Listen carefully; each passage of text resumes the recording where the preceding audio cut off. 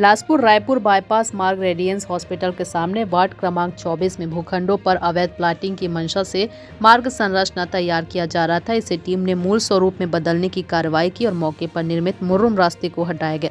कार्रवाई में मार्ग संरचना को हटाने के साथ ही छोटे छोटे खंभे को भी धराशायी किया गया। इससे पूर्व भी कुछ दिनों पहले मार्ग संरचना को हटाने की कार्रवाई की गई थी। साथ ही अवैध प्लाटिंग नहीं करने को लेकर समझाइश व नोटिस दिया गया था। उसके बाद भी कई लोगों द्वारा अवैध प्लाटिंग का कार्य बिना अनुमति के किया जा रहा है। कवर्धा में नगर पालिका क्षेत्र अंतर्गत बड़े पैमाने में बिना अनुमति के अवैधानिक तरीके से प्लॉटिंग की जा रही थी, जिसकी लगातार शिकायत मिल रही थी।